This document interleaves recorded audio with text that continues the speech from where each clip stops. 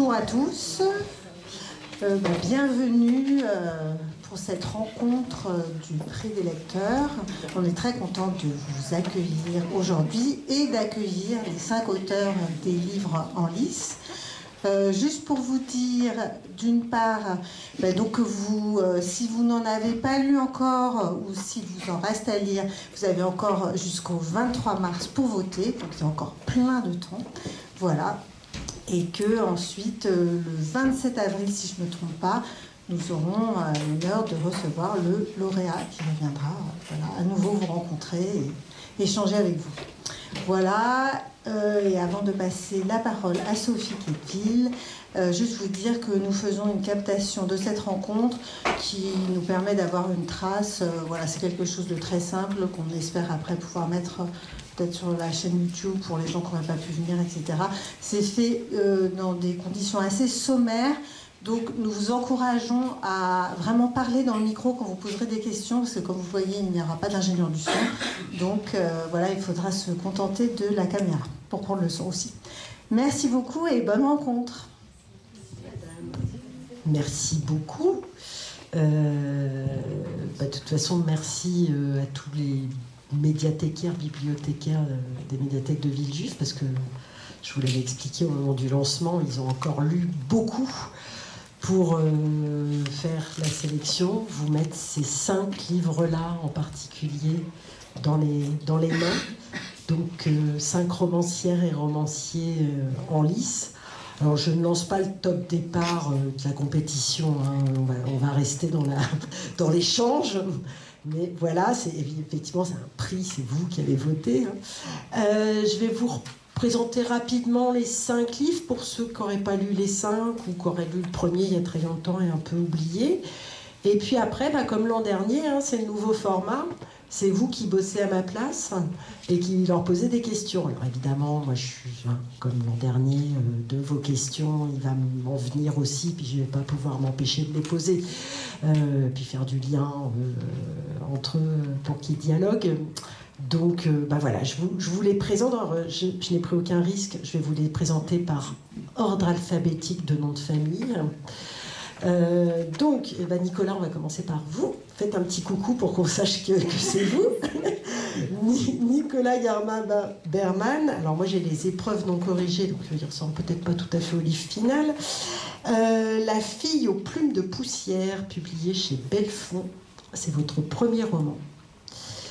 Eva est une jeune taxidermiste, se contentant de converser avec ses animaux empaillés, plutôt les rater, dans la trop bruyante solitude d'une grande ville, enfin d'une ville de banlieue qui est Alfortville en l'occurrence.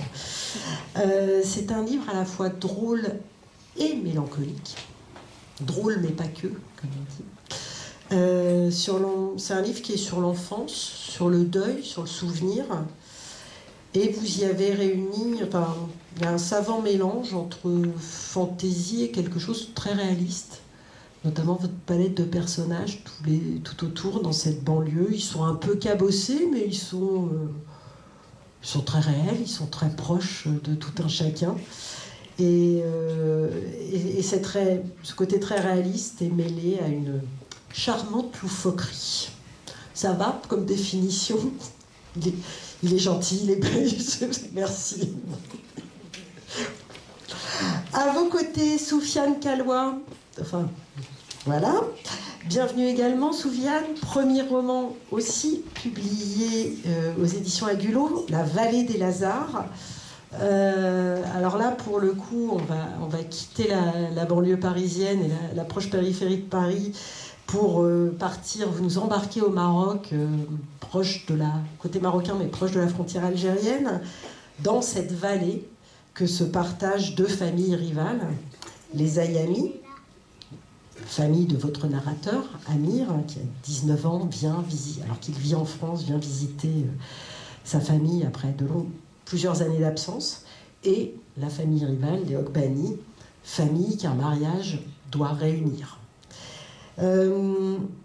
C'est un roman familial, aux allures de western.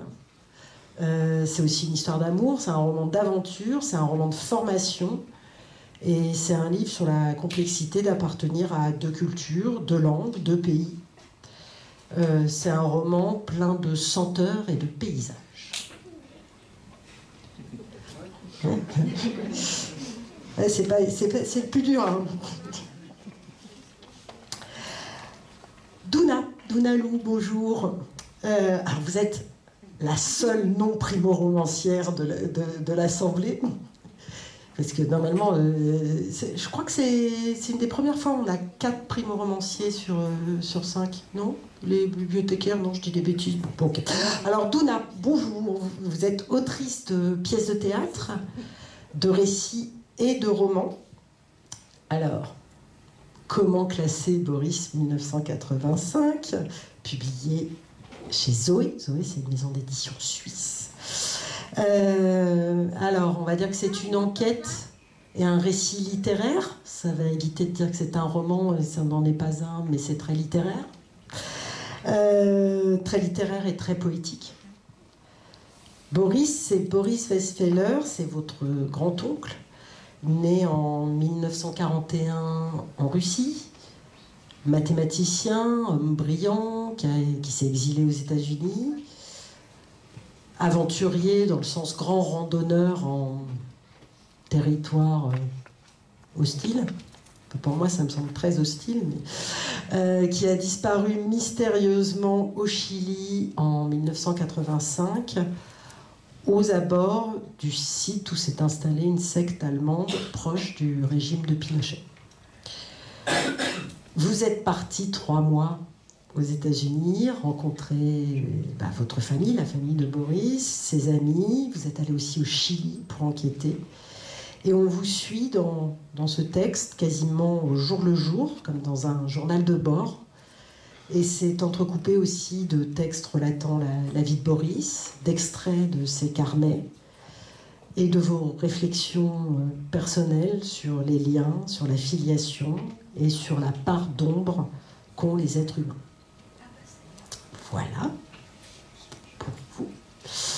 Rouna, vous êtes chanteur, slameur, auteur, compositeur, interprète, poète et désormais romancier.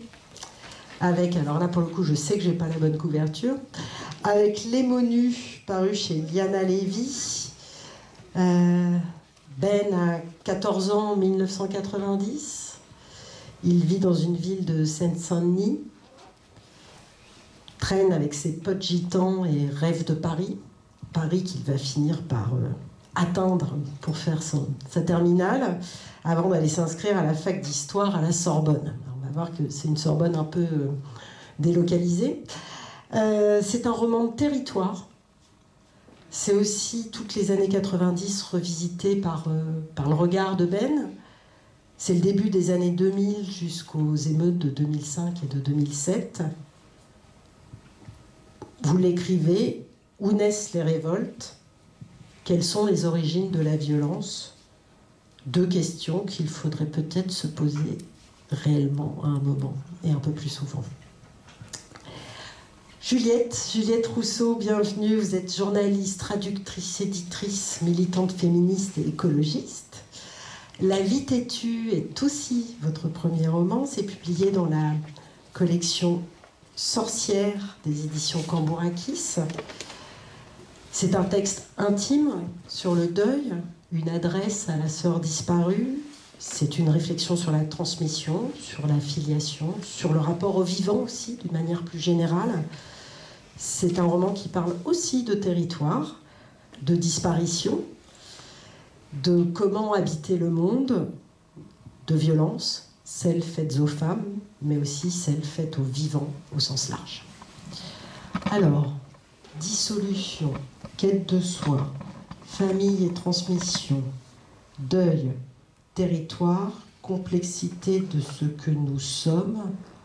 Je crois qu'en fait, vous allez avoir plein de choses à vous dire. C'est drôle parce que quand on avait fait la sélection, je m'étais dit, c'est un texte hyper différent. Et là, pourtant je les relisais, là pour le coup, je relis vraiment. Et là, d'un coup, tous les échos qu'on peut faire entre les thématiques de vos livres m'ont sauté aux yeux. Donc j'espère que tout ça va créer dialogue entre vous. Ils sont extrêmement pluriels dans leur forme. Il n'y en a pas un qui se ressemble, mais il y a vraiment des passerelles à faire. Ben voilà, j'ai fini, moi je m'en vais, c'est votre tour. Non, je m'en vais pas vraiment, mais quelles questions vous avez à leur poser, qui sont là pour vous cet après-midi? Vous en êtes toutes vos lectures?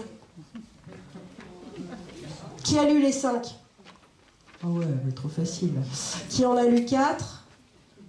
3? C'est bien. 2? 1? 0? Ben oui, non, mais on peut commencer maintenant, hein. Vous avez jusqu'à... C'est quand la fin du vote? 23 mars. 23 mars. Par contre, pour poser des questions, c'est plus compliqué quand on commence maintenant, mais ça n'empêche pas. Alors, donc, puisque vous avez été des parfaits participants au prix des lecteurs, quelle question qui se lance? L'année dernière, c'était parti tout de suite. Allez. Le micro arrive. Du coup, un auteur particulier ou... Alors, ça peut être des questions A2, A1 ou 5, comme vous voulez, juste dire à qui ça s'adresse.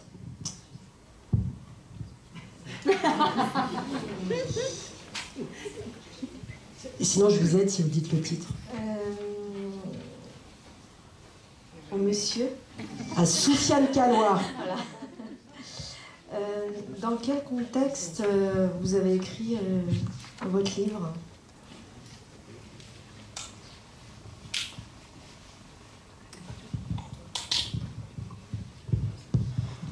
Bonjour. C'est-à-dire dans quel contexte? Point de départ. Oui. Point de départ, c'est ça? Est-ce que c'est autobiographique ou pas? Alors, ce n'est pas autobiographique. Je voulais vraiment que ce soit un roman et de la fiction et qu'il y ait quelque chose de vraiment romanesque. Après, ça se nourrit de pas mal de choses que j'ai pu vivre, que j'ai pu voir. Et la vallée des Lazars est inspirée d'un endroit qui existe vraiment. Et donc, je l'ai écrit assez rapidement parce que il y a des réflexions qui datent d'il y a très longtemps. En fait, j'ai mis beaucoup de temps à être prêt à écrire, depuis mon adolescence, hein. Mais au moment où j'étais prêt à écrire, ça a été vite parce que c'est quelque chose d'assez ancien. Et donc, voilà, c'est dans ce contexte-là. Donc c'est du vécu. Les descriptions ou pas Alors, forcément? l'endroit est largement inspiré d'un endroit qui existe. Donc oui, l'endroit est très très réaliste. Le reste, toutes les intrigues et les rebondissements sont complètement fictifs. Voilà. Merci. Merci.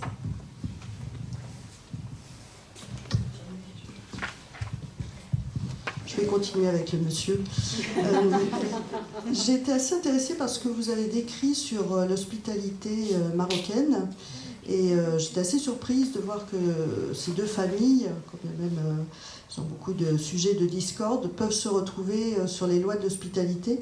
Je me demandais si c'était une vraie situation ou si c'était pour le roman, enfin purement romanesque, que vous aviez cette vision de l'hospitalité marocaine. Je pense que c'est largement inspiré d'une vraie vision, parce que l'hospitalité est encore plus importante quand il y a de la haine et quand il y a des rapports conflictuels. Et c'est à ce moment-là qu'elle devient nécessaire et... oui, nécessaire. Et donc, oui, je pense que c'est assez réaliste pour le coup, cette histoire d'hospitalité. Bonjour. Alors, bon, je n'ai pas encore lu vos livres, mais je remarque que vous êtes plusieurs, donc, primo-romanciers. Mais de toute façon, la question s'adresse un peu à vous tous. J'ai l'impression, de par ce que j'ai lu sur les résumés ou ce que j'ai pu entendre, qu'il y avait quand même beaucoup de sources inspirées dans vos histoires de vie. Moi, j'aimerais savoir à partir de quel moment, en tant que personne, on se dit « maintenant j'écris ». Voilà. Qu'est-ce qui fait que tout d'un coup, l'écriture se déclenche? je vais m'en emparer et encore rajouter un truc dessus.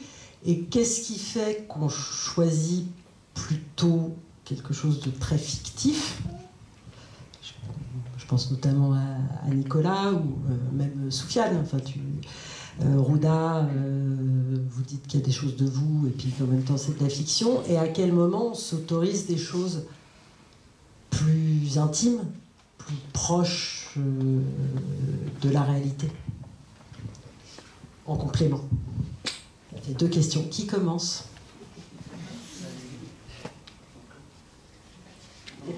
Ah non, non bah je vais faire la maîtresse. J'avais dit que j'allais faire la maîtresse d'école. Nicolas, justement, qu'est-ce qui déclenche l'écriture? Et voilà, qu'est-ce qu'on met de soi? Qu'est-ce qu'on s'autorise à mettre de soi? Ou qu'est-ce qu'on ne s'autorise pas à mettre de soi? Bonjour, merci pour la question. Je vais parler pour moi, hein, j'ai aucune réponse générale à cette question, évidemment. Quand est-ce qu'on commence l'écriture? On n'est pas la moindre idée. À partir du moment où on est prêt, le roman en question, je sais pas, ça s'est fait de manière relativement spontanée. Il y avait un premier chapitre qui venait plus ou moins d'une émission que j'avais entendue à la radio. Le premier chapitre raconte la naissance du personnage principal qui est sur une départementale, sur la banquette arrière d'une voiture à la suite d'un accident provoqué par un hérisson. Bref. L'émission de radio parlait pas exactement de ça, mais elle parlait d'une naissance un petit peu rocambolesque comme ça. Donc j'avais écrit ce premier chapitre, j'avais bien aimé le personnage qui racontait ce premier chapitre, et j'avais l'impression qu'il y avait une histoire à raconter derrière, je ne sais pas trop laquelle. Bon, et je pense que c'était un moment où j'étais prêt à écrire une histoire de roman. Voilà. Je ne sais pas pourquoi, ça a mis longtemps, parce qu'avant c'était trop tôt, des gens pour qui ça commence plus tôt autour de la table. Mais voilà. Mais après, ce qu'on met de soi et ce qu'on met pas de soi, pourquoi on choisit un format plutôt qu'un autre? Moi, c'est ce que j'aime écrire de la fiction. J'ai l'impression qu'on met de soi de toute façon, évidemment. J'avais pas d'idée du tout du contenu du livre, hein, du déroulement de l'histoire, ou de la structure de l'histoire, ou de la direction que ça devait prendre, etc. Mais je savais que les thèmes qu'allait aborder l'histoire allaient être des thèmes personnels qui me touchent pour des raisons de vécu, de toute façon. Même si ça se passe pas dans un endroit où j'ai vécu, même si le personnage est une femme. Même si vous n'êtes pas taxidermiste. Même si je suis pas une femme taxidermiste. Voilà, mais ça allait forcément aller là, mais je me suis pas trop posé cette question-là. Je me suis plus demandé ce qu'était son histoire à elle. Et elle allait forcément être un peu liée à la mienne, mais voilà. Et est-ce que je peux rebondir sur ce que vous venez de dire? Par exemple, pour votre roman, est-ce que vous êtes allé rencontrer des taxidermistes? Non, alors d'abord, il n'y en a pas beaucoup. Il n'y en a plus beaucoup. C'est pas facile de trouver des taxidermistes de nos jours. C'est un art qui se perd, exactement. Non, je me suis documenté, mais j'ai pas rencontré physiquement de taxidermistes. Je me suis documenté. Beaucoup. Parce que, au final, je connaissais absolument rien de la taxidermie. Mais c'est assez fascinant.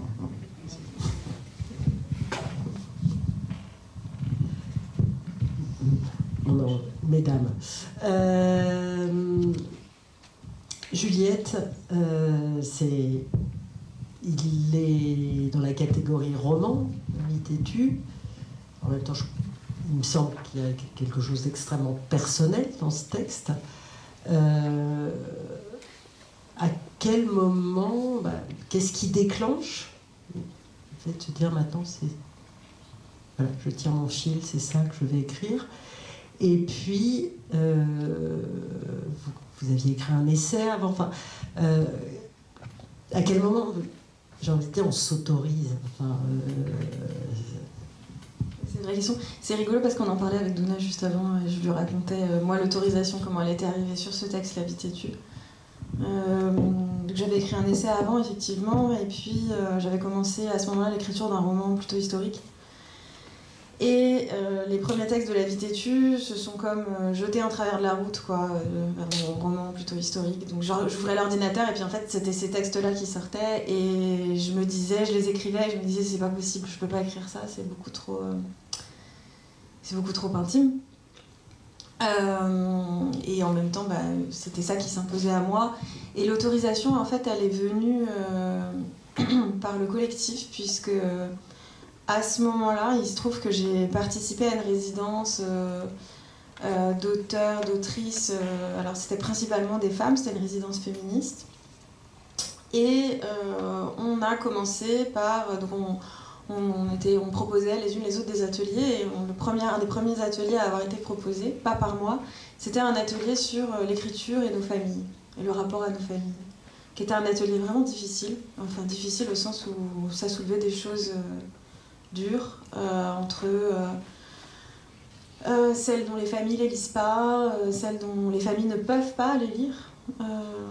Bon, voilà, donc il y avait plein de choses comme ça qui venaient soulever la question de l'écriture comme mise à distance, en fait, de son histoire, de son milieu social, etc.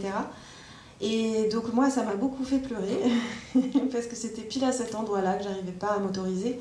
J'avais l'impression qu'écrire, ce serait trahir, pour des raisons multiples et variées d'ailleurs, mais que je vais peut-être pas développer ici. Et de me retrouver avec ce groupe de femmes autrices qui traversaient les mêmes questionnements, qui faisaient face aux mêmes difficultés, et de pouvoir à cet endroit-là dire moi là, il y a ce truc-là qui m'habite, ce texte que je ne sais pas comment assumer, mais que je ne sais pas comment ne pas écrire. Et c'est ça qui m'a donné l'autorisation. Et en fait, de pouvoir leur dire à elles a fait qu'ensuite ça a été possible de l'écrire et de... Mais je dirais, moi je vois en tout cas dans le fait d'avoir écrit un essai, d'avoir commencé par un essai, je crois que pour moi j'avais enfin l'écriture était là, et puis l'écriture était là depuis toujours en vérité, mais m'autoriser à écrire n'était possible que si j'écrivais quelque chose d'utile. Et il y a je pense, l'éducation... Et la littérature, c'est pas utile, madame. Quand on vient d'un milieu populaire, rural, non, la littérature, c'est pas utile. Mais les essais non plus, hein. Simplement, entre-temps, j'avais fait des études, j'avais des choses à prouver sans doute aussi. En tout cas, voilà, l'essai, c'était un essai militant. Il y avait vraiment cette idée que... j'allais contribuer au monde, quoi. Alors que ma petite poésie... qui a besoin de ma petite poésie, quoi. Donc il y avait quand même cette barrière-là à défaire, et en fait, ce qu'on se disait avec Douna, c'est qu'elle se défait pas en un livre, quoi. C'est un peu une bataille contre soi-même, quand même. Moi, je trouve, en tout cas. Douna, une bataille contre soi-même. Et puis ce que dit Juliette sur la famille aussi, là en plus, vous y êtes allé...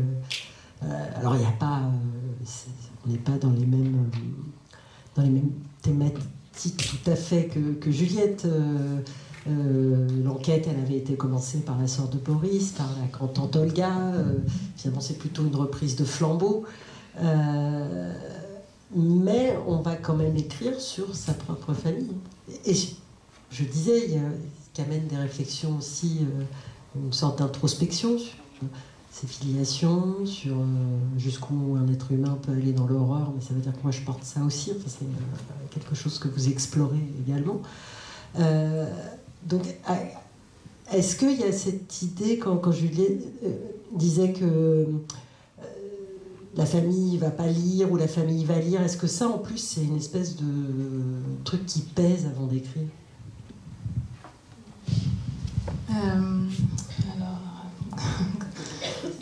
Oui, ça, je vais voir par quel bout je vais la prendre, mais en tout cas, moi, je me dis que j'ai eu besoin d'écrire plusieurs romans qui étaient de la fiction, mais on est d'accord qu'on parle toujours, enfin, que le matériau de base, il est toujours soi-même, et puis en fait, qu'on écrive un roman, un récit, un essai aussi. On part d'un corps personnel et subjectif et d'une histoire et ça, on peut écrire la fiction la plus éloignée en apparence de soi. Et j'ai commencé aussi, mon premier roman, c'était un jeu narrateur masculin. Enfin, et je m'aperçois que j'ai eu besoin, je pense, de cette distance aussi. C'était une autorisation, c'était... d'avoir l'impression de cette distance, mais au final on est toujours au plus près de soi dans toutes les écritures et toutes les formes qu'on va choisir. C'est en tout cas mon ressenti aujourd'hui, mais je pense qu'au début j'aurais eu du mal à trouvé légitime, peut-être juste de m'appuyer que sur mon jeu personnel ou ma propre histoire. En tout cas, il n'y avait pas quelque chose de suffisamment puissant qui s'imposait là, et ça a pris un autre chemin, mais quand est venu à ressurgir à ma mémoire un peu cette histoire familiale de Boris, ça assez, enfin, pas tout de suite. Au début, je savais pas trop quelle forme ça prendrait. J'ai eu d'abord il y a eu une construction d'enquête, un voyage, une sorte de amasser les matériaux et puis me mettre en mouvement dans cette histoire reliée à ma famille. Et je savais pas quelle forme ça prendrait. Est-ce que ça prendrait une sorte de roman autour de la vie de ce grand-oncle? Ça aurait pu être aussi une piste, mais finalement, assez vite, ça m'a paru vraiment plus intéressant d'assumer ce jeu personnel, narratif, et de collecter, ça me permettait une grande liberté dans la forme, finalement, qui est assez... qui imbrique plein de strates différentes, qui est le journal de voyage, le récit intime, les moments de questions personnelles sur ce cheminement que moi ça me fait faire, et un récit de la vie de Boris, et de pouvoir imbriquer un peu tout ça et pas trancher sur une forme. En même temps, un roman aurait pu aussi imbriquer tout ça, mais en tout cas, je trouvais important et intéressant d'assumer ce jeu et de pas forcer, choisir une sorte de mise à distance par la fiction, en tout cas. Pourquoi, j'arrive à Rouda juste après, mais alors déjà la disparition, vous faisiez plus que tourner autour depuis plusieurs livres, hein, c'était déjà très présent, mais ce mélange des formes là et cette volonté d'appeler ça un récit et non pas un roman, est-ce qu'il y a eu, vous suivez le fil de ma pensée, c'est bordélique cet après-midi, j'en conviens, j'y arrive là, ça y est, je l'ai. Est-ce qu'il y aurait pu y avoir tentation d'en faire un roman pour remplir les blancs? Dans les blancs, ce que vous n'avez pas découvert, pour apporter les réponses que vous n'avez pas trouvées. Non, je crois pas assez clairement, parce que ce qui est au bout du chemin pour moi, ce qui a été un peu le bout du chemin, c'était d'accepter les blancs et les ombres et les blancs, mais d'accepter d'accepter en tout cas de faire avec. Et je crois que ce récit, il parle de faire avec l'incertitude et le fait de buter contre un mystère et une zone de non-réponse. Et malgré tout, de voir que ça m'a pas empêché de me mettre en mouvement et de rencontrer d'autres vivants, vivantes, et de rencontrer ce qui à l'intérieur de moi était aussi mis en mouvement par ce voyage, cette enquête, cette histoire familiale. Et non, j'avais pas cette tentation-là, parce qu'il me semblait que c'était ça le point d'arrivée, ou le nœud du livre. Et en fait, je me dis, j'en parle effectivement comme d'un récit, parce que pour moi, il y a eu sorte de bascule qui était importante dans ma vie d'un premier livre où je dis en tant que Douna. Mais chez Zoé, il n'y a pas de catégorie roman, récit, en fait. C'est littérature. Il y a des publications littéraires, point. Et je trouve ça très bien, ça me va parfaitement comme ça. Il n'y a pas de... Sortir des cases. Il reste Rouda à répondre à votre question. Donc, le point de départ d'un livre, et puis qu'est-ce qu'on met de soi, qu'est-ce qu'on s'autorise à mettre de soi ou pas. Ah voilà, le point, j'ai éteint, c'est ça?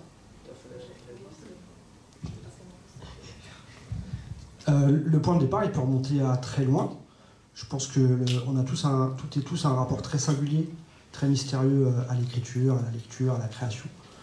Pour moi, déjà, un roman, c'était un objet un peu sacré, très éloigné. Moi, je viens plutôt de la chanson, du poème, donc du format court.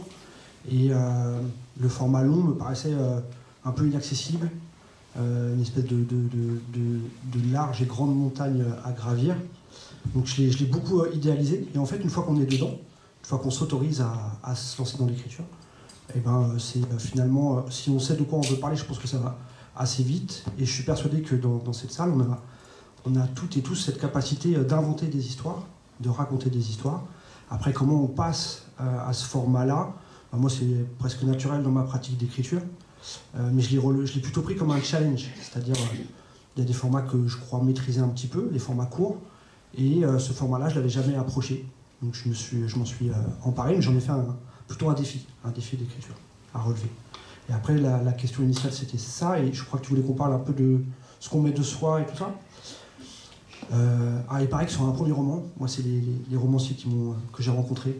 Tout le monde m'a dit que dans le premier roman, on mettait beaucoup de soi. C'était très autobiographique. Alors, je pense que le mien est assez autobiographique aussi. Mais j'aime bien présenter mon héros comme un personnage mosaïque. C'est-à-dire qu'il a évidemment des souvenirs et des trajectoires en commun avec moi. Mais je l'ai nourri aussi de plein d'histoires que je n'ai pas vécues, d'histoires que j'aurais aimé vivre, d'histoires qui ont été vécues par d'autres, d'histoires que j'ai entendues. Et voilà, j'ai mis tout ça dans un espèce de shaker rempli d'encre. Puis après, je l'ai fait couler sur une feuille. Et mon personnage, il est né comme ça. C'est rigolo parce que moi, je vous ai vu aussi dans le prof d'atelier d'écriture. Je me suis dit... Bah oui, on peut faire un peu ce qu'on veut dans un roman, on est Dieu, quoi. On peut tomber amoureux. On peut se prendre un crayon dans la main. On peut se mettre soi-même dans le roman. On peut se faire mourir, se faire renaître. C'est incroyable, l'écriture. Cette capacité d'inventer tout et n'importe quoi. Souvent n'importe quoi, d'ailleurs, nous concernant. Ouais, une question là, Federico. Bonjour. Du coup, j'avais une question pour Rouda. Quand vous dites que vous pouvez tout inventer, ça veut dire que Oriane...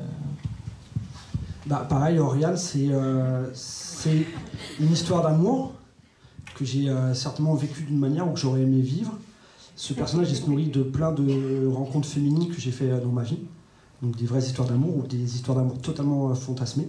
Mais pareil, c'est un personnage un peu mosaïque. Déception ? Désolé.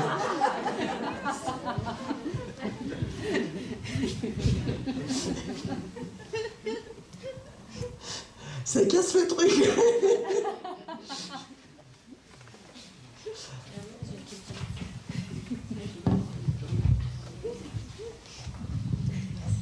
Et alors, au sujet des personnages que vous inventez dans vos histoires, est-ce que...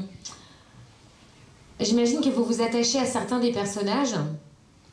Et est-ce que c'est pas étrange de mettre un point final à une histoire et de se dire qu'on va quitter ces personnages-là? Enfin voilà, vous les mettez au monde parce que ensuite, voilà, je vous souhaite à tous de rencontrer des lecteurs qui découvriront ces personnages-là. Mais est-ce qu'il arrive qu'on s'attache à des personnages et qu'on se dise j'ai pas envie de terminer l'histoire parce que ça veut dire que je vais quitter ces personnages aussi? Est-ce que ma question est claire ou pas? Oui. Voilà. Nicolas, vous voyez réagir? Ah oui, c'est très dur. Enfin, moi, je trouvais ça très dur. Enfin, sur le premier, là, j'en ai écrit un deuxième, c'était de nouveau très dur. Je sais pas si c'est il y a un attachement, je sais. En tout cas, il y a une forme de déception. Enfin, moi, je pensais être enthousiaste de l'accomplissement à la fin, et pas du tout. J'étais beaucoup plus déçu qu'enthousiaste. J'étais content d'avoir terminé, mais et la deuxième fois encore plus que la première. Et donc, bon.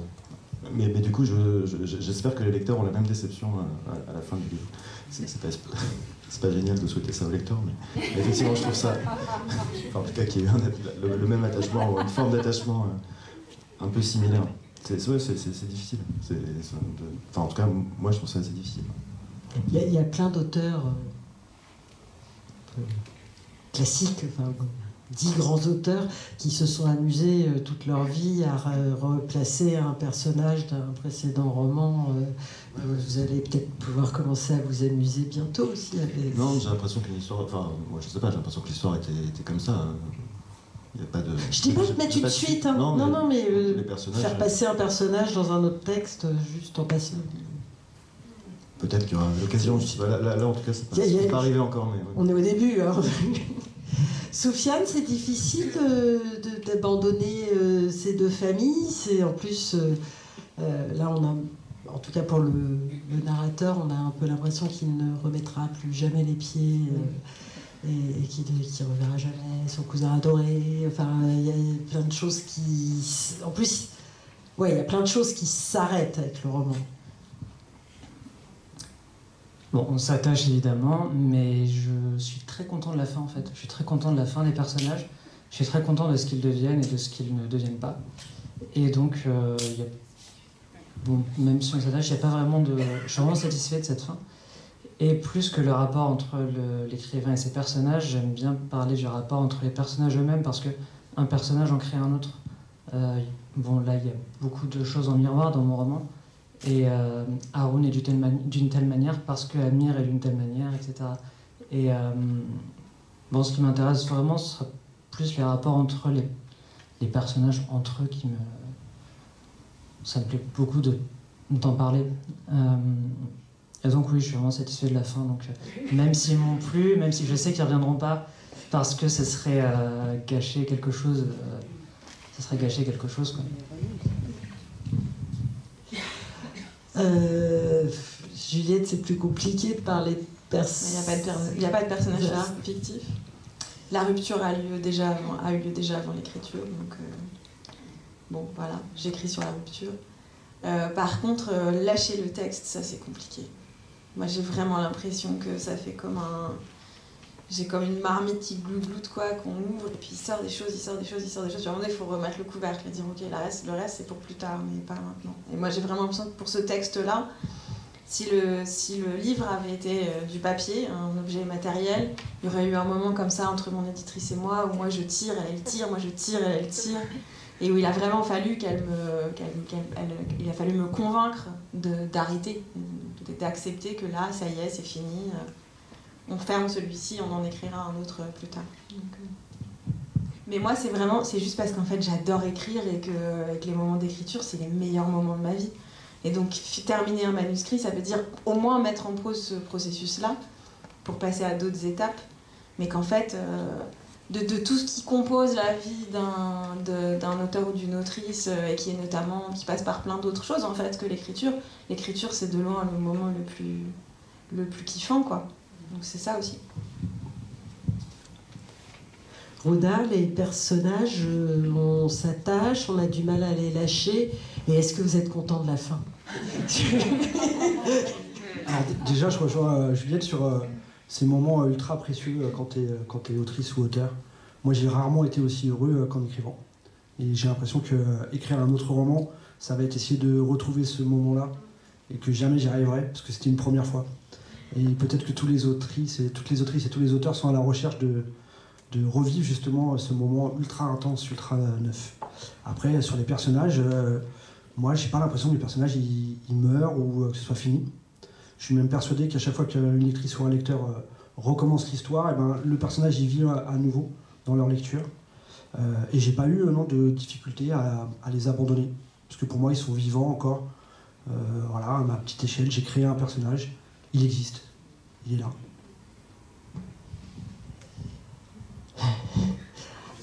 Abandonner un personnage qui a disparu, c'est plus complexe là pour Douna, enfin, puisque le thème c'est quand même entre autres la dissolution. En tout cas, c'est vrai que là sur ce texte-là, c'est très différent pour moi dans mon vécu que dans d'autres romans où il y a effectivement ce côté de personnage et de s'y attacher. Mais je te rejoins. Enfin, moi j'ai cette sensation qu'ils sont vivants, mais les personnages, et puis ils vont m'accompagner et ils continuent d'être vivants dans ces livres qui ont eu lieu, quoi, qui ont été des moments où on chemine ensemble comme ça. Mais pour Boris, ça a été une expérience assez particulière d'écriture pour moi. Ce texte-là, c'était plus dans la douleur quand même. C'est un peu le seul. Oui, j'imagine qu'entre le concert de janvier 2018, le départ aux États-Unis en janvier 2019 et l'écriture en 2021. Au départ, vous saviez pas ce que vous en feriez de cette enquête? Non, oui, je savais pas.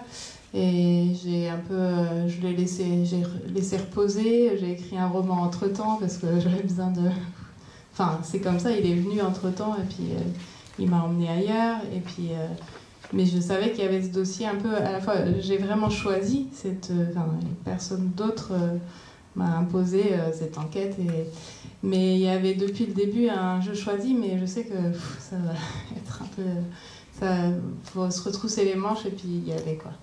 Et c'est vrai que l'écriture, alors, l'écriture elle-même, c'était plus. Enfin, j'ai aussi eu du plaisir, hein, j'ai aussi eu de la joie à mettre en mots, à donner forme, mais j'avais hâte de le finir, et un peu trop, parce que du coup, je l'ai donné à mon éditrice et elle me l'a renvoyé à retravailler 2 fois ou 3 fois, je crois. J'ai laissé des fois 4-5 mois à reposer, parce que je disais, là, j'ai besoin d'une pause. Et donc je sentais qu'il y avait un côté pas habituel, de plutôt un peu je veux m'en débarrasser, ce qui n'est pas vraiment une bonne façon de finir un livre. Mais voilà, je pense qu'il y avait ça a travaillé profond, cette confrontation à toute cette histoire. Et puis c'est pas ma zone de confort aussi habituelle d'écriture. Où il y a quelque chose où dans mes romans je suis un peu transportée par un souffle, j'ai l'impression d'être portée par la voix de ceux qui vont parler, des personnages, et d'une écriture qui prend corps, qui prend une forme de langue comme ça qui se met en place, et puis je suis embarquée, et il y a du travail et du retravail beaucoup. Mais il y a cette sorte de moteur. Et là, j'avais beaucoup aussi à faire avec vraiment du réel, des informations à faire passer, et une écriture un peu journalistique, entre guillemets, enfin en tout cas de me confronter un peu à cette forme. Et c'est pas un endroit qui était fluide et facile. Ouais, voilà, c'est pas le plus confortable, mais ça m'a appris énormément. C'était vraiment très intéressant et riche. Mais voilà, c'est pas le même rapport. Et Boris, j'étais contente qu'il soit plus comme un vivant dans ma vie qu'au départ juste comme un disparu. Et je crois que cette transformation-là, c'est ce que m'a permis ce récit.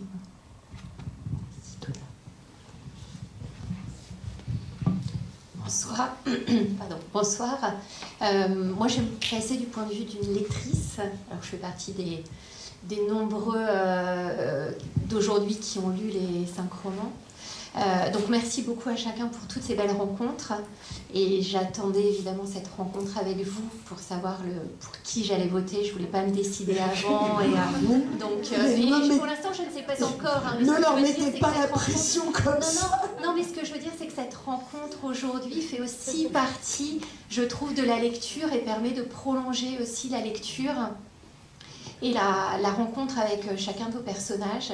Alors moi je me suis retrouvée, si je puis dire, dans la fille de votre narrateur, qui raconte justement ses 19 ans dans la vallée des Lazars, etc. Je me suis retrouvée dans la fille de la narratrice qui crée cette rencontre avec... Enfin, je ne veux pas déflorer pour celle qui n'a pas lu, mais je participe du teasing, j'espère, en tout cas. Mais cette lectrice, cette narratrice qui permet cette rencontre entre cette sœur disparue et cet enfant qui n'était pas encore né. Alors la taxidermie, moi j'ai découvert, je ne connaissais pas, mais j'ai beaucoup aimé la scène, ce que je racontais enfin bref, au tout début j'ai beaucoup aimé évidemment la scène du muséum avec les... Donc voilà. Je ne dirais que ça. Pour Boris, j'ai bien aimé les Blancs à la fin aussi, qui gardent le personnage vivant. Donc c'est pas une biographie, mais c'est une rencontre, effectivement. Et puis pour le dernier ouvrage, j'ai bien aimé me balader entre la banlieue et Paris, entre toute cette histoire qu'on a peut-être un peu oubliée quand on l'a un peu vécue, et de la voir d'un autre point de vue aussi. Et puis il n'y a pas que la violence, il y a tous les moyens pour lutter contre cette violence, les projets collectifs, etc. Donc voilà, c'était ma petite pierre à l'édifice. Et simplement, je voulais rajouter un petit quelque chose. Au moment de la présentation, j'ai eu l'impression que cette année, la sélection était très sombre, très noire, très triste, ouais, avec un peu de violence, avec des disparitions, des dissolutions, etc. Et en fait, au cours de chacune des lectures, et encore cette rencontre le prouve, je trouve qu'il y a de la lumière, qu'il y a des rencontres, qu'il se passe vraiment des choses. Et voilà, c'était 5 belles rencontres. On vous a fait peur à la présentation? Non, pas du tout. Mais j'y allais avec un autre état d'esprit. Ouais. Je me suis dit, ah oui, bon, bah, je vais peut-être pas m'amuser cette année. Et en fait, non, c'est franchement 5 belles écritures. Mais je ne suis qu'une lectrice pour le dire. C'est quoi ce que? Parce que je suis une lectrice pour le dire. Je parlais de mon point de vue. Et vous avez évidemment déjà tous répondu à la question que je voulais poser, mais voilà, j'ai pas levé la main assez vite. C'est pourquoi tel style littéraire? C'est-à-dire pourquoi pas la poésie, pourquoi pas la biographie, pourquoi pas le témoignage? Mais on peut revenir là-dessus parce que ça a déjà été un peu dit. Ouais, mais si on peut creuser, moi je veux bien. Ouais, grattons. Merci. Merci beaucoup. C'est chouette les retours de lecteurs et de lectrices. Moi, je pense qu'on peut gratter encore un peu cette idée de forme, parce que en plus vous êtes plusieurs à les avoir mélangées, les formes. Rouda, entre deux, il y a les textes en italique, c'est quoi? C'est du slam, c'est de la poésie, et ils sont là, et ils jalonnent, je sais pas, il y en a quoi, 4, 5 max, mais on sent bien que l'édifice serait pas le même s'ils étaient pas là. Alors Douna, on a peut-être déjà parlé plus longuement, mais effectivement, et comment on l'agence? C'est pas tout de se dire que il y a l'enquête un peu sous format journal, machin. Il y a des textes sur la vie de Boris, il y a des textes introspectifs, il y a les carnets de voyage de Boris, mais déjà, est-ce que c'est les vrais carnets? Oui, c'est les vrais carnets. Mais voilà, donc il y a aussi toute la tambouille de ce qui fait un livre au final, quel rythme on donne, voilà. Chez Nicolas, j'ai peut-être plus envie de parler de l'équilibre entre justement drôlerie et mélancolie, parce qu'à la fois c'est un livre où on va vers le soleil, mais où il y a un peu de déprime, mais elle a tellement d'humour que même quand elle raconte qu'elle déprime, elle arrive à nous faire rire. Bon, donc ça aussi, c'est un dosage dans l'écriture. Juliette, vous aussi, il y a des poèmes, je rêve pas dans le texte. Hein. Voilà, et pour Soufiane,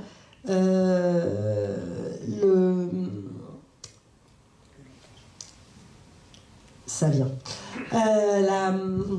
La part, comment dire, la part de l'oralité et la part du pictural, enfin, où il y a des dialogues, il y a beaucoup de vie, et puis il y a ces moments de surplomb de paysage, et ça aussi, ça joue sur l'écriture elle-même dans le roman. On refait un tour à l'envers. Rouda. Je crois que tout le monde vient un petit peu avec son bagage, avec sa technicité d'auteur ou d'autrice. Me concernant, je n'appelle pas ça des slams, parce que le slam c'est vivant à l'oral, c'est des poèmes. C'est la voix intérieure de mon personnage principal. Et après, moi, mon processus d'écriture, il est très relié à l'oralité. À savoir que dès que j'arrive au bout d'un paragraphe, j'ai besoin de l'entendre résonner. J'ai besoin d'entendre la musicalité des mots, des phrases, m'assurer que si je le partageais à l'oral, ça fonctionnerait aussi. Et j'ai le processus retour, après l'aller. C'est d'écrire déjà un peu dans ma tête, d'entendre une musicalité, une suite de mots, avant de passer à l'écrit. Et moi, ça m'a toujours accompagné mon processus, voilà, de naviguer entre ma feuille, ma langue, ma voix, mon papier, de faire des allers-retours systématiques. Merci. Équilibre. Est-ce que, dès le départ, vous êtes ce format, que moi j'appelle le journal, quoi, les dates, tel jour... est-ce que dès le départ, cette formule, ils sont un peu magiciens, les écrivains et les écrivaines, vous vous êtes dit, je vais mélanger, j'ai cette idée de format de journal, mais entre deux, je vais mettre un peu de ci, un peu de ça, ou est-ce que ça vient au fur et à mesure, ça vient en retravaillant? Oui, c'est plutôt venu en retravaillant. J'avais quand même, du coup, dans mes voyages, effectivement, pris des notes un peu. J'avais eu des carnets, donc j'avais des repères de dates. Et puis après, il y a en fait, le moment où je me suis mis au travail, ça m'aidait de suivre une sorte de traversée chronologique parce que je reprenais tout ce que j'avais un peu de façon chronologique, c'est-à-dire justement mes notes de voyage, les interviews, donc j'écoutais, je prenais des notes, un peu toute ma matière, et puis à partir de ça, ensuite je la réécrivais, je la retravaillais, et donc je savais pas trop comment ça allait s'organiser. C'était d'abord un peu une façon de retranscrire toute ma matière, je crois, tous les interviews, de les taper, de les faire se dérouler, et puis après ça s'est organisé en écrivant. Enfin, oui, c'est difficile. Il y avait des parties plus poétiques, et puis je les ai dispatchées aussi. Enfin, il y a vraiment tout un sorte de jeu de puzzle, mais de façon assez organique, avec l'écriture et le travail de tous ces matériaux un peu différents, quoi. Merci. Nicolas. Je repose ma question. Entre justement cette dose, comment on dose ou comment on équilibre plutôt, pardon, un petit peu plus. L'équilibre entre cet humour que vous avez insufflé au texte, vous avez insufflé à Eva, je ne sais pas, au texte en général, et la part plus mélancolique. Et comment vous avez dosé ça? Et puis j'avais quand même aussi une question qui peut aller à plusieurs d'entre vous. Les dialogues, on dit toujours que s'il y a de plus casse-binette, les dialogues, on est vite à l'aise. Alors, moi, j'ai pas l'impression d'avoir insufflé quoi que ce soit à Eva. Elle était là et j'ai écrit l'histoire. Mais vraiment, je me suis pas posé la question du style du tout. Il y a juste un personnage qui me plaisait. Et le personnage, il se trouve qu'il est effectivement assez maladroit, assez drôle et assez mélancolique de manière. Et c'est un roman à la première personne, et donc. Voilà, elle était comme ça. Ça a sûrement permis l'écriture du livre qu'elle soit comme ça, parce que les thèmes du livre, effectivement, le deuil, le souvenir, c'est probablement des choses que je n'arrivais pas à approcher avec d'autres personnages, okay, que quelqu'un qui est apparemment assez loin de ces problèmes-là au départ, qui a cette distance, qui est drôle, enfin, on n'y touche pas trop, et ça vient plus tard, enfin. Donc ça a permis quelque chose, je pense que le personnage soit comme ça, après, qu'elle soit comme ça, mais j'y peux rien. Vraiment, non, sérieusement. Le roman suivant, ils sont pas du tout comme ça, les personnages. Bon, mais l'écriture est très différente, alors, etc. Mais ça vient des personnages, ça vient pas de l'écriture pour moi. Oui, soyons sérieux, Nicolas. Le personnage, vous l'avez créé? Non, je pense pas. Non, il s'est imposé. Non, c'est un peu mystique comme croyance, mais je pense vraiment pas. Il a toqué à la porte, salut, je m'appelle Eva, je peux rentrer dans ton roman. Il y a un bouquin de Stephen King sur l'écriture où il raconte, lui, sa croyance qu'il y a des histoires qui sont là et que son métier, c'est juste d'aller creuser la terre et de les trouver au fond et de les raconter. Et moi, je trouve que c'est vachement bien comme. Je crois pas très objectivement à ça. Enfin, évidemment, c'est un peu mystique comme croyance, mais. Moi, j'ai l'impression que le processus, pour moi, il fonctionne plus comme ça, effectivement. Non, mais un jour, oui, on a l'idée d'un personnage qui s'impose et il est là. Et l'histoire n'était pas là. Enfin, l'histoire, moi, j'en avais pas idée. Elle s'est créée. J'ai vraiment eu l'impression d'aller la chercher plus que d'imaginer. J'ai pas l'impression que ce soit exactement la même chose. Et du coup, le personnage, il était là aussi. On peut observer la manière dont il évoluait. J'essaie de voir comment l'histoire fasse plus. Observer l'histoire, et voilà. Mais j'ai vraiment pas eu l'impression d'imaginer des personnages, de créer une histoire, de forcer une écriture ou un style qui correspondait à un personnage. J'ai l'impression que c'était très passif de ce point de vue-là. Et c'était actif dans la manière de raconter l'histoire, c'était ça qui était compliqué. Mais les personnages, quelque part, étaient là. Je ne les ai pas imaginés. Non, quoi ? J'ai envie de le croire. Non, mais moi aussi, enfin, c'est une manière de penser à tout ça, je sais pas évidemment, mais en tout cas, moi, ça m'aide comme manière de penser à tout ça. J'ai pas l'impression d'avoir de l'imagination, j'ai l'impression de transcrire. C'est moins pesant comme pensage. L'inconscient bosse bien chez vous. Et les dialogues, les fameux dialogues, parce qu'il y en a quand même. On les écoute parler et on les retranscrit.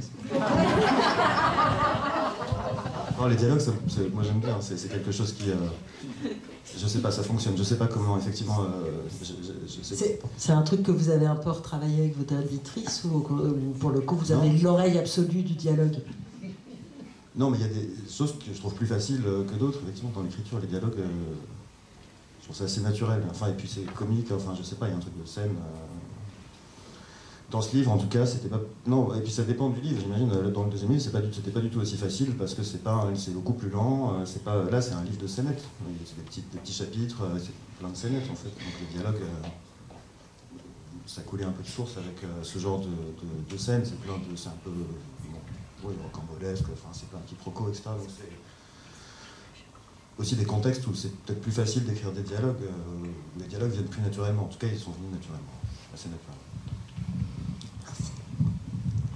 Juliette, finalement,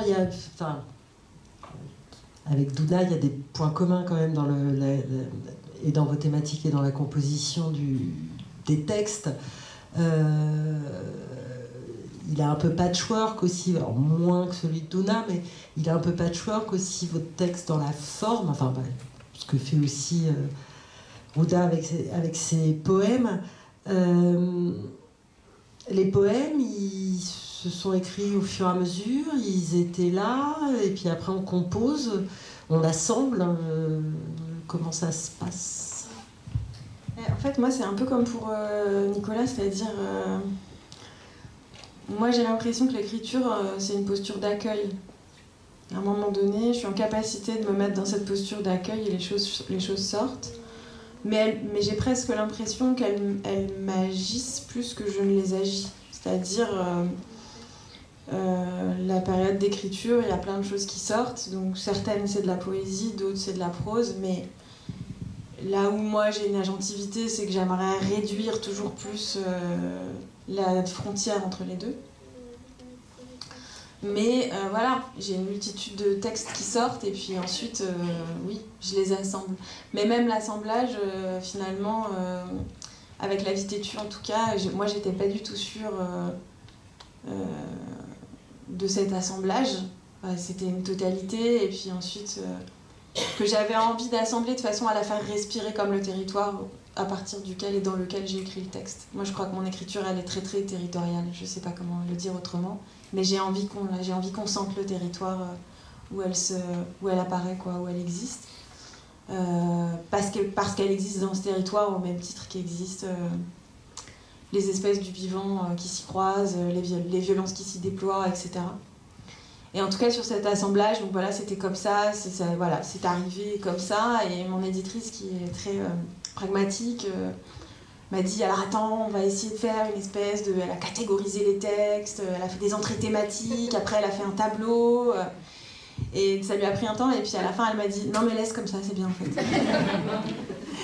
Donc, ouais. Moi je crois vraiment que, et là je suis en train de finir un autre texte qui est arrivé de la même façon, moi je crois vraiment que le texte sait, moi je sais pas. Et à la fin peut-être, je suis un peu avertie, mais même... je dirais même quand La vie têtue est sortie, je me souviens de la première présentation publique qui était une espèce de truc assez désagréable, qui est la rentrée littéraire, où ma maison d'édition appartient au groupe Actes Sud, et donc la rentrée littéraire, Actes Sud convie tout un tas de libraires, et on est interviewé en tant qu'auteurice par un journaliste littéraire qui nous pose des questions très techniques, enfin en tout cas lui c'était des questions très techniques, et moi tout d'un coup je me suis sentie très, très piégée, j'avais vraiment l'impression d'être l'ingénue de service avec toute la dimension très genrée de cette posture qui dit bah moi je sais pas, j'ai écrit ce qui me venait j'ai pas de technique, j'ai pas réfléchi, et en fait le texte, donc au début je me suis dit il a aucune densité ce texte en fait, je n'ai rien à en dire, et en fait à force de le présenter je l'ai compris, mais je l'ai compris bien après l'avoir écrit. C'est-à-dire, à force d'en parler, à force de... J'ai compris ce que j'avais écrit. Donc vraiment, c'est pour ça que je dis que pour moi, le texte, il arrive... il a une existence propre, quoi. Et nous, on est juste là pour l'accueillir. Et on est presque des médiateurs. Quelque part, on est presque juste des médiateurs, quoi. Et donc la forme, c'est lui qui l'a choisi. Je crois. Je peux rebondir déjà là-dessus. Je suis pas entièrement d'accord, mais en revanche, ce que je pourrais dire, c'est que moi, je parlerais plutôt d'instinct. Et le texte vient avec beaucoup d'instinct. Et c'est au fur et à mesure des rencontres, ça je suis complètement d'accord, au fur et à mesure des rencontres et des discussions que je peux presque réécrire le texte et trouver les origines, trouver d'où vient telle chose. Et en fait, je sais que pour mon roman, ça fait très longtemps que je veux écrire un livre sur cet endroit-là et avec des personnages semblables à ceux que j'ai inventés. Et j'ai mis du temps à être prêt à écrire ça. Et je sais maintenant que ce qui m'a permis d'aller au bout du livre, c'était plusieurs choses. Déjà, le personnage d'Haroun. Le personnage d'Haroun permettait de donner vie à la vallée et de rendre ça en même temps fictif, parce que je crois profondément à la fiction et il fallait que ça devienne fictif pour que je puisse en parler. Si ça n'avait pas été, j'aurais pas pu, je pense. Et donc le personnage. Et tu parlais tout à l'heure des points de vue surplombants, les vues, les paysages. Utiliser les vues et la langue pour donner vie à la vallée, en fait. Utiliser ça, utiliser le personnage, la description des paysages et la création d'une langue pour donner vie à la vallée et en venir à la fin du texte. Et je sais que ça, c'était pas réfléchi, c'était complètement instinctif et j'ai pu le formaliser bien après avoir fini le livre. Il y a une réflexion sur les langues aussi, de toute façon, dans le texte. Oui. Puisque Amir, quand il revient au Maroc, il a perdu son arabe. En plus, c'est un arabe avec un dialecte dans la famille. Oui, c'est un dialecte. Faut rattraper, donc il passe un peu pour un abruti vis-à-vis des cousins ou des petits de la famille d'en face. Et il y a tout un apprentissage, oui. Et ça fait partie, ça donne une dimension au roman d'apprentissage, au livre aussi, cet apprentissage de la langue. Tout passe par la langue, en fait. Et les langues aussi, parce qu'il y a une... Bon, tout à l'heure, tu disais que les dialogues étaient... T'aimais beaucoup écrire les dialogues. Pour le coup, moi, j'irais de l'autre côté. J'aime beaucoup la narration. Et je sais que les dialogues, ça m'a demandé du travail. Et le travail sur les dialogues, justement, la narration est en fait, c'est comme si la narration avait été en français et les dialogues, il avait fallu que je les pense en arabe et que je les traduise pour rendre la langue un peu plus... un peu moins instinctive, justement, un peu moins instinctive et que ça devienne... Bon, ça donne une poésie qui, moi, me plaît beaucoup et des expressions qui ne sont pas forcément instinctives en français. Et je suis désolé, la seule chose qui me vient à l'esprit, c'est les insultes. Les insultes qui sont complètement différentes de ce qu'on peut imaginer en français. Et il y a une sorte de... Oui, ça devient moins instinctif et j'ai bien aimé ça. Ça m'a demandé beaucoup de travail, mais il fallait que je sorte de ces instincts et de ces facilités de langage pour faire quelque chose de nouveau avec cette traduction dans les dialogues. Et donc pour les langues, il y aurait une opposition entre la narration très écrite, c'est une langue très écrite pour la narration, et pour les dialogues, c'est presque une autre langue. Si, Sofiane. Moi, des questions, j'en ai plein, mais voilà. Bon. Bonjour. Alors, moi, je suis arrivé ici par un hasard. Je suis très content, parce que je voulais bien participer dans quelque chose de culturel. Et puis, je vais vous poser une question que je m'adresse à vous tous. Est-ce qu'il vous arrive déjà à tuer des personnages? Et si oui, est-ce que vous ressentez une douleur profonde? Si dans la vie réelle, vous n'êtes pas un criminel, pourquoi vous tuez vos personnages? C'est ma question. Alors, Rouda, t'en tues au moins.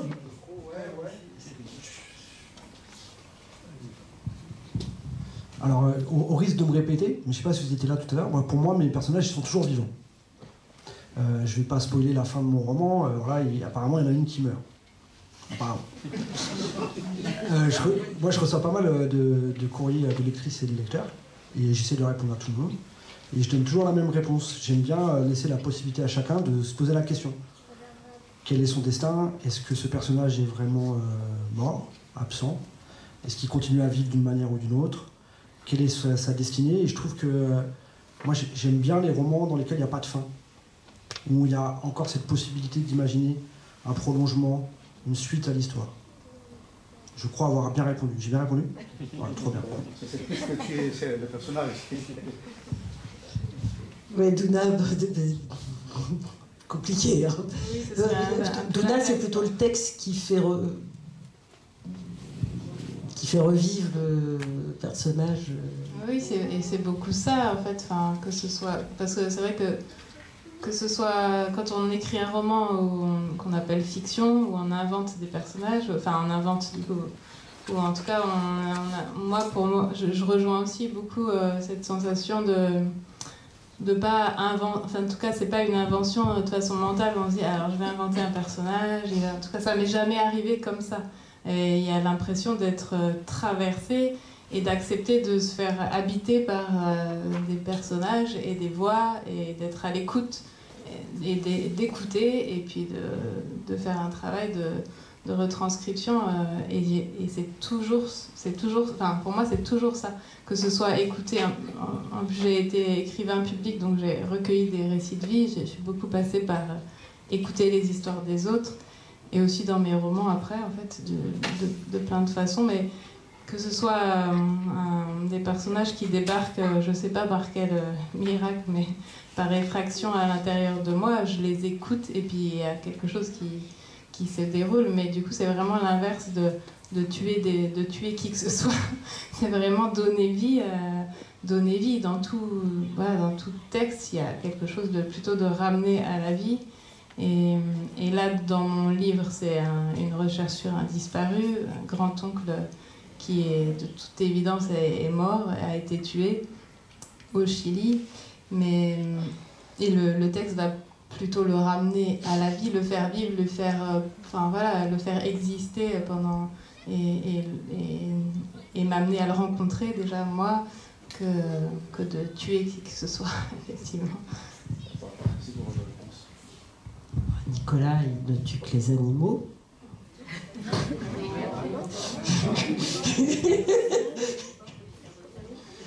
Ouais, c'est pas vrai, ils sont toujours là, ils prennent une forme différente. Mais, ça pourrait vous arriver de tuer un personnage si vous le demande. Dans le roman suivant, il y a effectivement la mort d'un personnage assez tôt dans le roman. L'histoire est comme ça. Je vais redire la même chose, mais j'ai pas...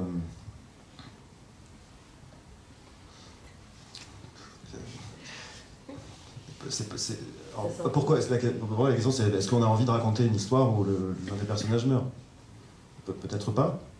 Donc, dans ce livre-là, c'était pas le cas. Bon, il y en a une qui est morte longtemps avant, mais dans le roman, personne ne meurt, sans spoiler. À part les animaux, effectivement. Mais c'est pas déchirant, quoi, en général, quand les animaux en question sont naturalisés. Après, dans le roman suivant, effectivement, il y a un personnage qui meurt, mais est-ce que j'avais envie de raconter une histoire autour de ça, autour des fantômes, une histoire qui parlait de ça. J'ai pas eu la sensation de faire mourir le personnage, j'ai juste l'impression d'avoir choisi une histoire où la mort était quelque chose de plus présent. J'aurais pu choisir une autre histoire. C'est vrai qu'on a prononcé le mot... Enfin,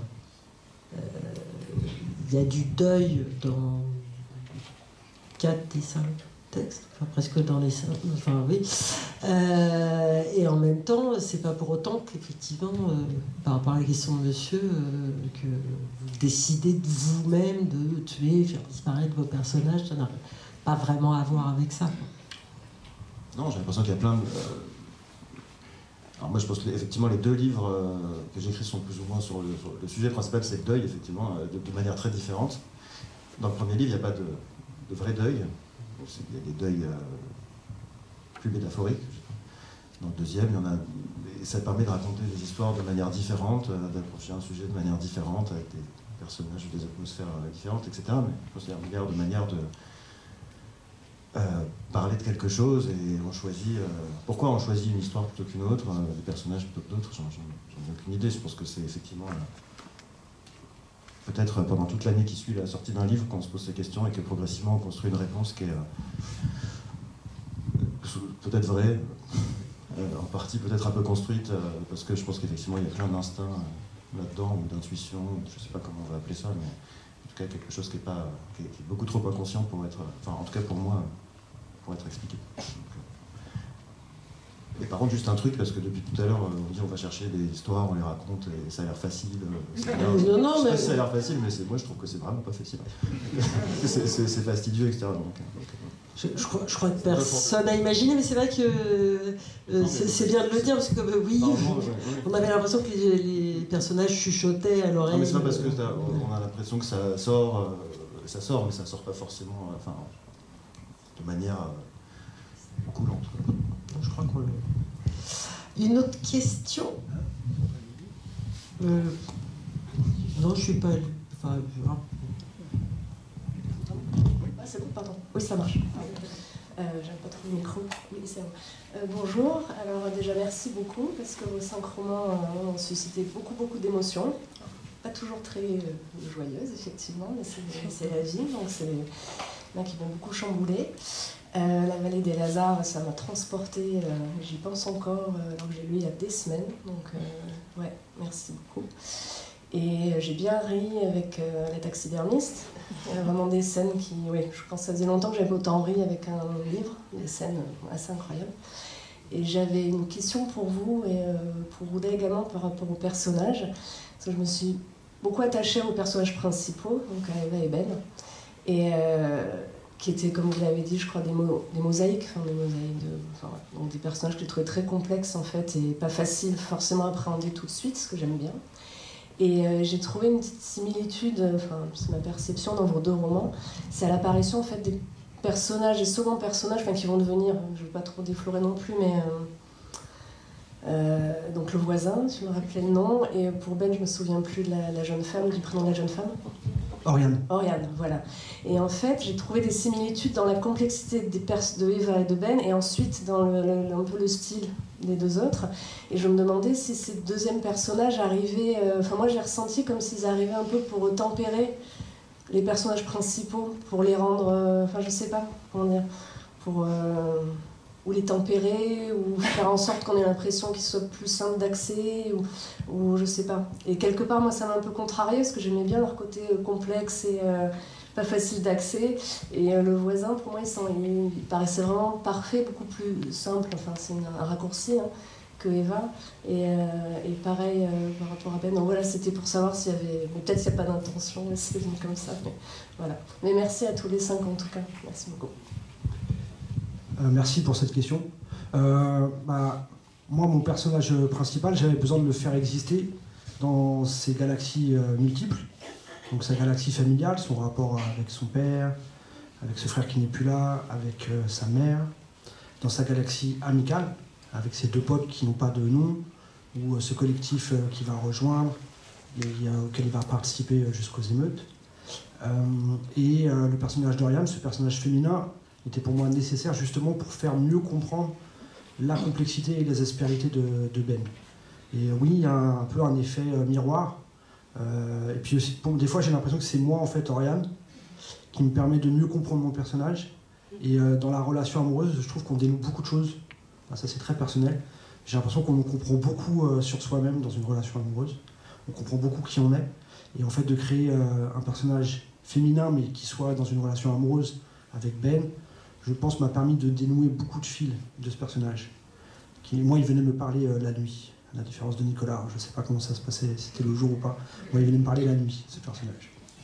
Donc peut-être qu'il y a aussi un truc comme ça, une dimension horizontale avec Oriane, je ne sais pas.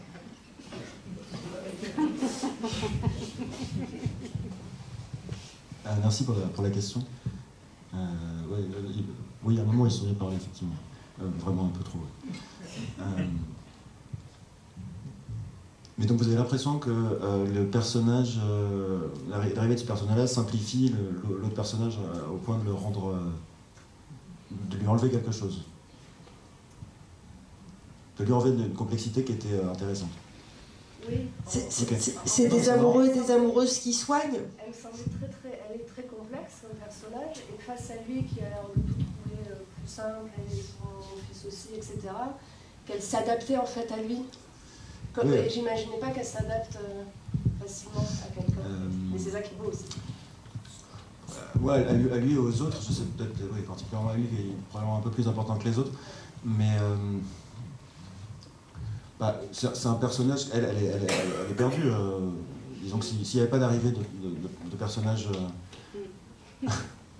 secondaires assez rapides, ça serait un monologue de 10 pages avec un cerf empaillé dans un atelier, ça s'arrêterait là, ça serait... Bon. Maximum, on pourrait en faire un petit slam comique, je pense, mais ce serait pas... tout le livre est tiré par les personnages secondaires, donc effectivement, je ne sais pas dans quelle mesure ils simplifient ou dans quelle mesure ils aident, ils sont censés l'aider, aider l'histoire à progresser, et toute l'histoire est tirée par eux, par lui et d'autres. Mais ouais, peut-être que du coup, ils simplifient quelque part, parce qu'on la voit en relation avec d'autres, et donc on voit qu'une partie, nécessairement, quand il y a des interactions avec quelqu'un, on fait la preuve de toute la complexité dont on peut faire preuve de manière intérieure dans le délire personnel. Donc, en tout cas, ouais. Je pense que ces personnages-là, tous, lui et les autres, sont là pour... J'aurais pas dit simplifier, mais peut-être que c'est bon. Non, mais peut-être que c'est... En tout cas, non, mais c'est eux qui tirent. Donc, d'une certaine manière, ils simplifient effectivement les choses dans la mesure où ils l'aident à découvrir quelque chose de simple, peut-être, enfin une réponse simple à des problèmes personnels de longue date qu'elle a. Donc, ouais.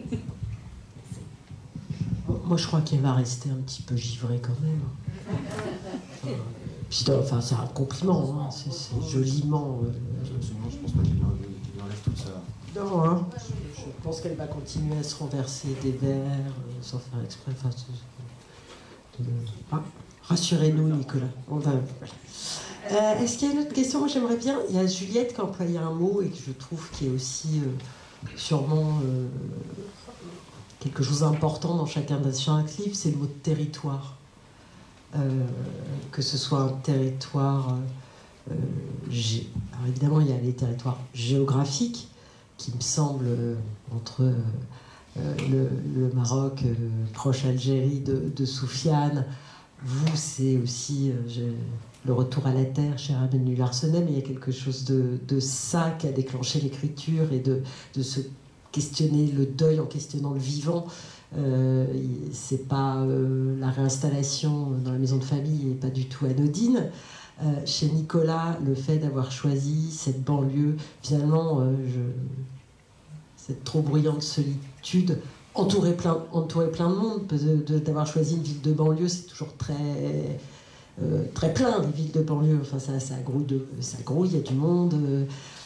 Donc mettre la solitude à cet endroit-là est pas du tout anodin, et puis finalement ça fait aussi une géographie. Enfin, vous nous emmenez à Créteil-Soleil, etc. Enfin, il y a des choses là, on court après le hamster. Je disais un territoire géographique, Douda. Alors évidemment, vous nous embarquez aux États-Unis, on suit le voyage, un petit coup au Chili.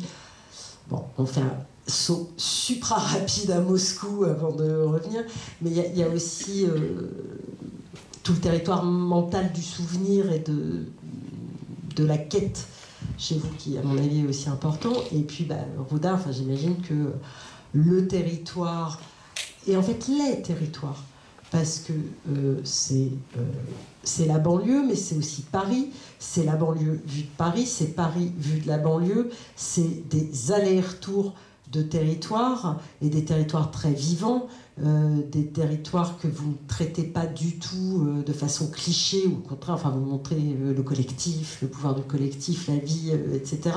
Et puis effectivement, peut-être même plus que vous grattez plus les clichés sur Paris. Du môme qui rêve de Paris, puis ouais, bon. Donc cette notion de territoire dans vos livres, vous aviez conscience qu'elle était très importante? Ça a été aussi un des points de départ, ou après c'est des choses qui s'imposent selon les livres? Arruda, on va peut-être commencer. Hop. Alors moi, cette question-là, elle était prioritaire. C'est une part essentielle de l'intention d'écriture. C'est justement de questionner pas les territoires que moi je connais, de questionner mon propre regard de banlieusard sur une ville que j'ai fantasmée pendant longtemps, d'interroger en fait les allers-retours, mais pas seulement géographiques, culturels, linguistiques, sociaux, de regard, de vision du monde aussi simplement, qui changent beaucoup selon l'endroit où on grandit, où on est, où on vit, et de montrer aussi qu'il y avait beaucoup de points communs entre ces territoires qu'on aimerait opposer, à savoir la périphérie et une espèce de centre idéalisé, alors que, on le sait tous, Paris est multiple, a plein de petits centres très différents. Moi, le quartier du 20e dans lequel je vis maintenant ressemble beaucoup au quartier dans lequel j'ai grandi dans le 93. Et pour sillonner beaucoup ces territoires-là, je vois beaucoup de points communs, pas seulement géographiques. Mais l'intention, oui, était là dès le début, de questionner les regards que chaque territoire peut porter l'un sur l'autre.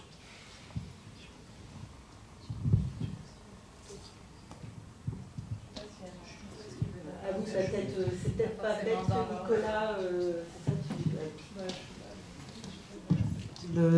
L'approche périphérique de Paris, le choix d'Alfortville, Nicolas? Non, c'était important parce que... Bon, d'abord, par exemple, Sofiane disait tout à l'heure que commencer par imaginer la vallée, commencer par se représenter... Enfin, le surplomb. Moi, j'arrive pas à surplomber, effectivement, ou moi, je sais pas si c'était surplombant, mais en tout cas... d'avoir une vision d'ensemble d'un endroit où se passerait une histoire. J'arrive pas à écrire des histoires où l'endroit est pas clair, même de manière un peu close, au départ. Pourquoi la banlieue et Alfortville? Pour des raisons personnelles pas très intéressantes. Mais c'est parce que c'est à la fois un endroit que je connais, mais je connais de manière assez lointaine. Je connais d'il y a 20 ans. Donc je ne le connais plus vraiment, ça faisait longtemps, je suis pas retourné depuis très longtemps. Et donc ça permettait d'en faire aussi un peu... Je pense pas que je trouve pas ça facile non plus, pour moi en tout cas, d'écrire Là j'habite à Marseille, je pourrais pas écrire une histoire qui se passe à Marseille. En habitant en même temps dans la ville, j'y arriverais pas. Donc là c'était lointain, mais c'était pas inconnu. Je peux pas non plus écrire un truc qui se passe dans un endroit que je connais absolument pas, où je suis jamais été, ou que j'arrive pas à me représenter d'une manière assez, je sais pas, suffisamment d'atmosphère. Donc c'était pas anodin, et puis oui, il y a l'aspect banlieue, l'aspect voisinage, l'aspect, la petite géographie, c'est un roman de voisinage, de quartier. Donc ouais, c'était le point de départ, probablement plus que... Après les personnages sont arrivés à l'intérieur du décor, mais à part Eva, mais les autres personnages, mais le décor est arrivé probablement avant la plupart d'entre eux. Merci. On vient, comment j'enchaîne là, avec laquelle d'entre vous on était dans des lieux très peuplés. Juliette, on va aller, j'allais dire, à l'ascétisme, peut-être pas à ce point-là, mais j'imagine que c'est plus calme, cette campagne bretonne. En même temps, peut-être pas si calme parce qu'on est au cœur de l'agro-industrie, de ce genre de choses où il y a de l'économie, il y a de la vie malgré tout, et il y a de la vie qui crée de la mort. Une vie économique qui crée un peu de destruction, la forêt qui morfle, si j'ai bien compris. Enfin, le territoire est mouvant. Je dirais même le territoire est agonisant. Et moi je pensais, en fait pour moi la question du territoire, elle est très très intimement liée à la question de l'autorisation dont on parlait tout à l'heure. Je crois que c'est pas du tout un hasard si j'ai pu m'autoriser à écrire un texte poétique, littéraire, en revenant habiter ce territoire, puisque et moi donc, je suis revenue habiter un territoire où j'ai grandi, qui est le genre d'endroit où personne ne revient et où personne ne reste à moins d'y être contraint pour des raisons économiques. Mais vraiment, on quitte ces endroits-là avec l'idée que c'est des endroits qui valent rien, quoi. Et cette idée qui valent rien est, je pense, aux prémices de ce qui permet ensuite de les exploiter, de les mettre à sac. Et donc, moi, j'avais vraiment envie que ce texte, mais comme celui que je suis en train de terminer là, j'ai envie dans l'écriture de... Il y a quelque chose de très... comment dire? Il y a un geste de survie en même temps qu'un geste de colère dans mon écriture, puisque j'ai envie que... Comme je disais tout à l'heure, c'est le territoire qui respire à travers le texte. J'ai presque l'impression que c'est mon territoire qui parle à travers mes textes, qui parle à travers mon écriture et qui dit qu'il n'est pas que ça, tout en disant qu'il est ça aussi. Et que s'il est ça aussi, c'est pour des raisons qui le dépassent largement. Moi, j'ai vécu à Paris 10 ans, comme beaucoup de rurales, je suis partie en ville dans l'idée que c'était un passage nécessaire pour une vie meilleure. Et j'ai pensé que depuis Paris notamment, j'étais en capacité de produire un regard analytique et politique sur le monde. Et en fait, c'est en revenant dans ma campagne méconnue, mais qui est vraiment au cœur de l'exploitation, en fait, au cœur de la production agro-industrielle, et donc une fenêtre sur la société capitaliste comme on n'en a pas ailleurs. C'est vraiment à ce moment-là, en fait, que j'ai compris différemment. Et donc pour moi, le territoire, il y a quand même il y a cette espèce d'ambivalence, mais qui traverse le texte et qui en fait est toujours, et là aussi c'est pas quelque chose que j'ai décidé, ça s'est imposé à moi comme ça, mais qui est au même plan que la question des violences patriarcales. Il y a une phrase dans le texte où je dis dire l'amour et la violence et les faire tenir ensemble. Et pour moi, il y a la même chose en fait, à la fois sur le territoire et à la fois sur le plan des violences patriarcales, c'est-à-dire de pouvoir nommer les violences, mais tout en disant, et du coup avec évidemment la question du deuil, tout en disant comment dire, que tout meurt, mais que tout survit aussi. Je sais pas comment le dire autrement. Donc il y a vraiment une envie de nommer ces choses-là, et peut-être pour finir quand même une affirmation aussi de classe.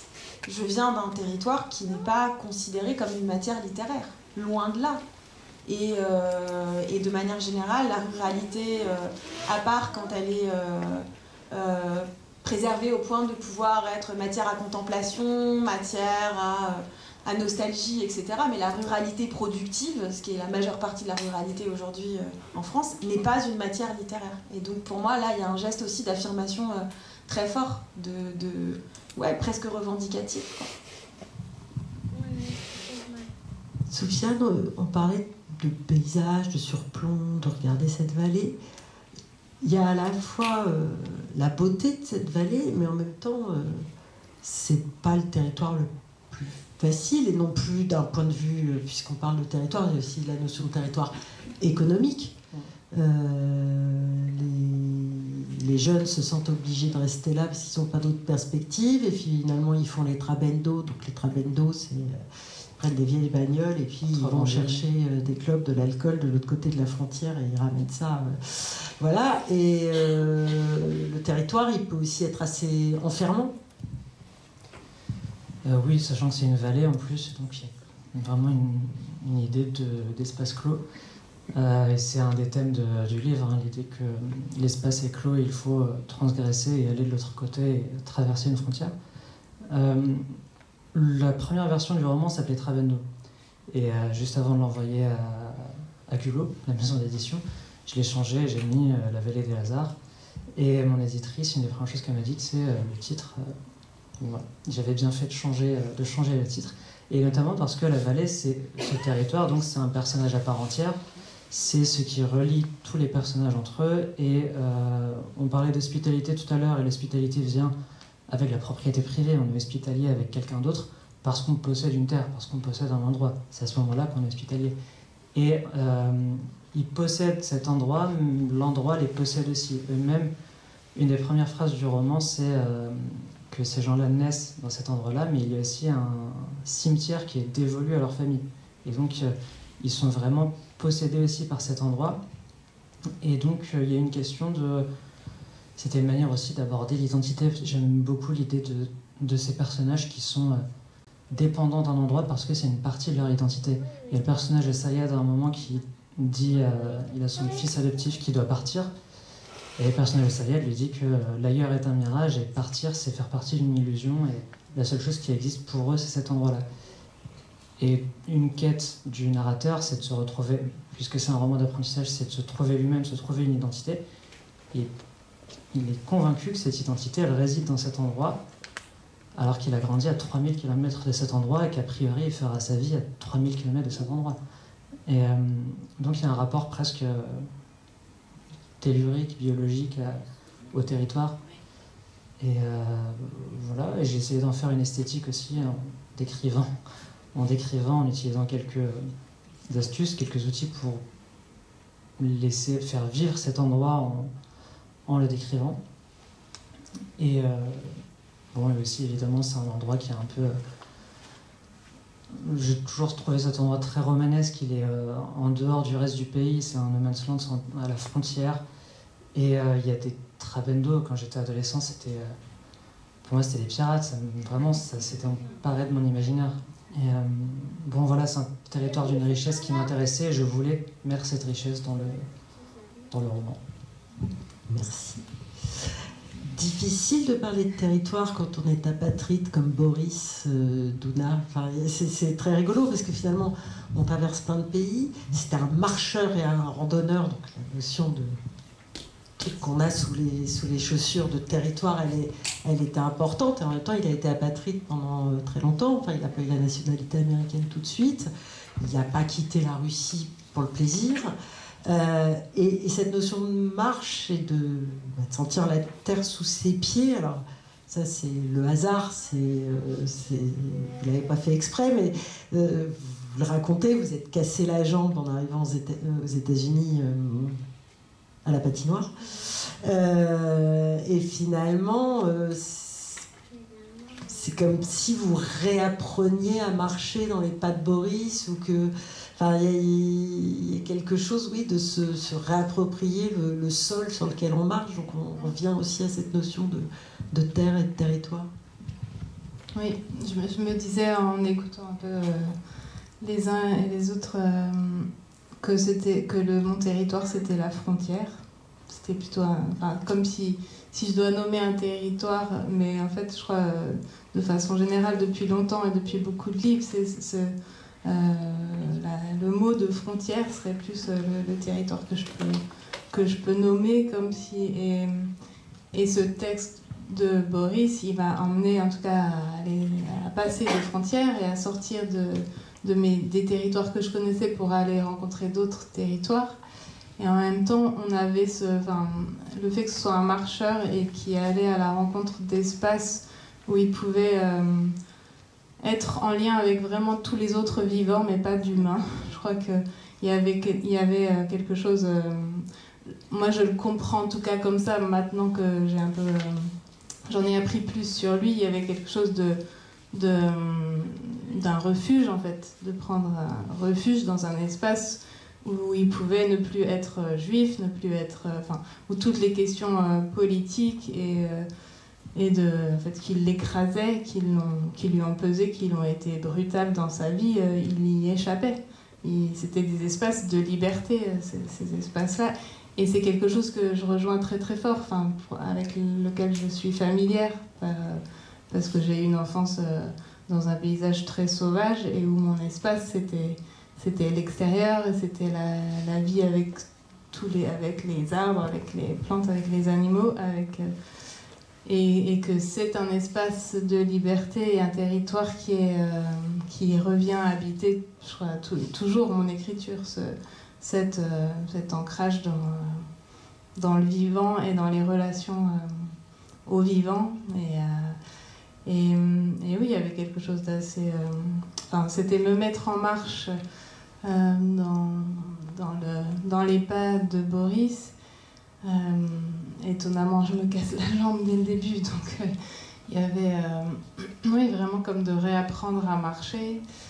Je crois c'est comme si cet ancêtre lointain que j'ai jamais rencontré, il me permettait une part de réappropriation. Lui, son domaine, c'était les mathématiques, ce qui est assez... Enfin, pour une littéraire, il y a quelque chose de la totale étrangeté. Et en même temps, en m'intéressant du coup un peu à ce langage des mathématiques, vu jusqu'à où il l'a poussé, c'était vraiment... Enfin, finalement, je me sens proche. C'est presque, pour les mathématiciens et les chercheurs, il y a une poésie des mathématiques, c'est un rapport au monde, en tout cas, c'est une façon d'essayer de le comprendre et d'y intervenir. Et je pense que c'était aussi un espace de liberté pour lui, cet espace des mathématiques qui échappait et comme pour moi, l'espace de l'écriture est aussi quelque chose qui échappe aux frontières et à la domination. Et c'est là où ce cheminement pour moi a pu être aussi libérateur et émancipateur. Et voilà. Merci beaucoup, Douna. C'est l'heure, on a même un tout petit peu empiété. Un grand merci, Soufiane, Juliette, Nicolas, Douna et Rouda. Je me suis gourée sur un prénom, flûte, pardon, on a enregistré. Continuez à lire, lisez, vote jusqu'au 23 mars. Et puis on se retrouve le 27 avril avec l'Heureux Élu. Et j'y viens. Et je vais vous proposer de translater légèrement dans la médiathèque, traverser le hall, pouf, à droite tout de suite, et là, à l'espace citoyen, c'est ça que ça dit. Eh bien, on va les installer à des tables. Ils ont chacun leur table pour dédicacer leurs livres. Donc, évidemment, avec la librairie Point Commun, partenaire du prix, très engagé dans la sélection du prix, qui est là pour vendre leurs livres. Donc, voilà, je vous invite à les rejoindre là-bas. Et puis, vraiment, un très, très grand merci à vous 5.